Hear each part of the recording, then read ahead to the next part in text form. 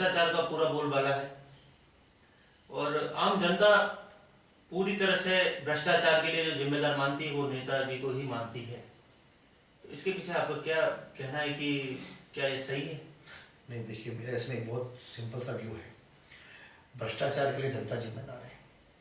मुख्यमंत्री का चयन कौन करता है? मैं आपसे पूछना चाहता हूँ, मुख्यमंत्री कौन बनाता है? जनता बनाती है। विधायक का चयन कौन करती है? जनता बनाती है। प्रधानमंत्री का चयन जनता करती है। तो जनता जब इनको कुर्सी पे बैठाती है तो जनता इनको नीचे उतारती क्यों नहीं है? भ्रष्टाचार, कोई अधिकारी ने पैसे मांग लिए, जनता उसको पैसे दे देती है तो अधिकारी के मुंह लग जाते हैं और वो उसका काम तभी करेगा जब उसको पैसे मिलेंगे। लेकिन मैं कहना चाहता हूँ कि जनता उसको जूते की नोक पर ये बताए। आज अन्ना हजारे ने पूरे देश में आंदोलन किया तो उसके लिए युवा उनके साथ थे और जब उन्होंने मुहिम चलाई तो उनको सफलता मिली। क्यों? कि पूरा देश आज इससे पीड़ित है। कारण एक छोटा चपरासी से लेकर बड़ा बड़ा अधिकारी भी आज भ्रष्टाचार में लिप्त है। मैं आपसे पूछना चाहता हूँ, यूनिवर्सिटी में भ्रष्टाचारी आपको नहीं मिलेगी, क्यों? आप बार बार उदाहरण देते हैं कि भाई नहीं, पुलिस वाले भ्रष्टाचार में लिप्त रहते हैं, क्यों? इसके पीछे हमारा तंत्र जिम्मेदार है।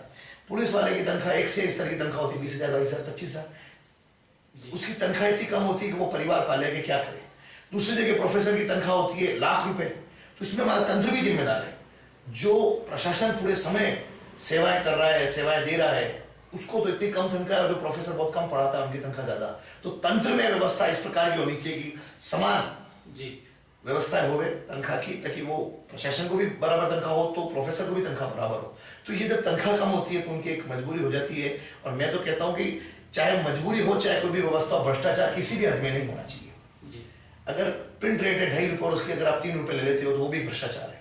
इसलिए भ्रष्टाचार को जिम्मेदार नेता ही भ्रष्टाचार करता है ऐसा नहीं है, इसके लिए जनता भी जिम्मेदार है और जनता उखाड़ फेंके उसको। जिस प्रकार उसने कुर्सी दी उसी प्रकार से कुर्सी खींच ले। और एक दो इस प्रकार के उदाहरण मिलेंगे तो देश के अंदर भ्रष्टाचार दूर होगा। और उसके लिए जनता जागरूक नहीं होगी तो भ्रष्टाचार दूर नहीं हो सकता है। इसलिए जनता जागरूक को होना बहुत आवश्यक है और जनता ही इसके लिए पहल करे तो भ्रष्टाचार बिल्कुल दूर होगा। और युवा इसके लिए पूरा जोर लगा हुआ है। भारतीय जनता पार्टी युवा मोर्चा भी इसके लिए पूरा जोर लगी हुई है। और देश में भ्रष्टाचार और महंगाई, ये प्रमुख मुद्दे युवा मोर्चा के राष्ट्रीय एजेंडे में भी है, राज्य स्तरीय के एजेंडे में भी है और जिला स्तरीय के। विरोध हमेशा होता है भ्रष्टाचार के खिलाफ, लेकिन वो नारे तक ही रह जाता है।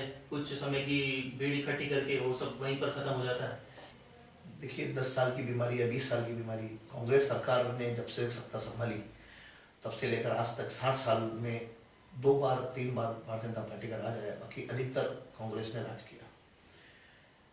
वास्तविकता में तो भ्रष्टाचार को आप चाहेंगे एक दिन में खत्म हो जाएगा ऐसा नहीं है। कोई भी बीमारी, यदि 10 साल की बीमारी को आप 5 दिन में खत्म करना चाहे ऐसा नहीं है। हाँ, भ्रष्टाचार को लड़ने के लिए युवा तैयार है।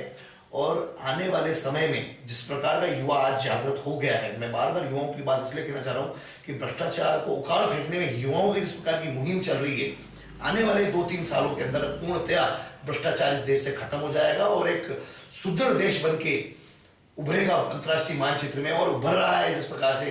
भ्रष्टाचार की जो बीमारी इसके पीछे लग गई है उसको युवा बिल्कुल दूर करेगा और वो लगा हुआ है इसके लिए दूर करने के लिए। और इसकी जो 20 साल की बीमारी है वो आप चाहेंगे एक दिन में अन्ना जी के आंदोलन से खत्म हो जाए, ऐसा संभव नहीं है। इसके लिए पूरी मुहिम चलानी पड़ेगी। पूरे देश के प्रत्येक राज्य, प्रत्येक जिले के युवाओं को एक होना पड़ेगा, तब ये उखाड़ फेंकेंगे। और ये धीरे धीरे हो रहा है और इसमें हम सफल भी हो रहे हैं। आपके रोल मॉडल कौन है जो जिंदगी में आपके आदर्श हैं, जिनको देखकर आपको लगता है कि इनके ही कर्मों पर मुझे भी चलना चाहिए? देखिए, मैं सर्वाधिक प्रभावित हूँ तो पूर्व गृह मंत्री मोदीपुर शहर विधायक गुलाब चंद जी खटारे से प्रभावित हूँ। मैं जब छात्र संघ का चुनाव लड़ा था तब मेरे कार्यक्रम में मैंने इनको बुलाया था। तब मैं इनसे बहुत प्रभावित था। शिक्षा मंत्री थे। इनके वक्तव्य को सुनकर मुझे लगा कि नहीं, ऐसी पार्टी के जो नेता हैं वास्तविकता में वही इस राजस्थान को तरा सकते हैं। और उनको देखकर ही मैं इस भारतीय जनता पार्टी के अंदर मैंने ज्वाइनिंग की। और मेरा सबसे बड़े आदर्श वो हैं राजस्थान स्तर पे और राष्ट्रीय स्तर पे। मैं मेरा आदर्श नरेंद्र जी मोदी को मानता हूँ। राजनीति में काम करने का प्रथम कंसेप्ट जो ईमानदारी और सत्यता पर बोलने का विषय है, दोनों ही नेताओं में है। और मैं भी चाहता हूँ कि इनके जैसे ही हमारे जीवन में हम इनके सिद्धांतों का, इनके जो ईमानदारी है, कर्तव्यनिष्ठता है, निश्चल जो कार्य करने की शैली है, वो मैंने इन लोगों को देख देख के प्रयास करता हूँ कि ऐसा हमारा जीवन होना चाहिए और यही मेरा आदर्श है। अक्सर देखा गया है कि गुलाब जी के आप काफी नजदीक रहते हैं और चर्चा में भी रहते हैं, तो क्या इसके पीछे क्या कारण? नहीं, नजदीकी का कोई विषय नहीं है। गुलाब जी एकमात्र ऐसे नेता है राजस्थान के, आम कार्यकर्ता के वो साथ रहते हैं। जी। ऐसा नहीं है, वो तो कोई कार्यक्रम होता है तो हमारे मुख्य अतिथि होते हैं तो स्वाभाविक हमारे साथ आ जाते हैं और हमारे कार्यक्रम भाग लेते हैं। तो आम कार्यकर्ता से मिलते हैं और छोटे से लेकिन छोटा फिर भी अक्सर देखा गया है कि आपके प्रोग्राम में गुलाब जी वैसा अधिक इंटरेस्ट लेते हैं।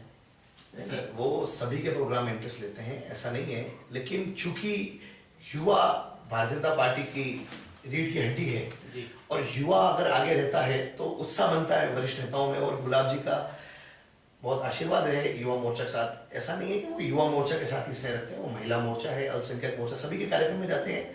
लेकिन चूंकि युवा मोर्चा अच्छे कार्यक्रम करता है, अधिक से अधिक कार्यक्रम करता है, इसलिए वो हमारे कार्यक्रम में अतिथि रहते हैं। और उदयपुर के चूंकि वो हमारे प्रेरणा पाते हैं इसलिए हम उनको कार्यक्रम बुलाते हैं। ऐसा नहीं है कि उनको युवा मोर्चा से स्नेह, वो तो सभी जितने भी हमारे युवा मोर्चा के अन्य जो और भी संगठन है, महिला मोर्चा, अल्पसंख्यक, वो सब में रहते हैं।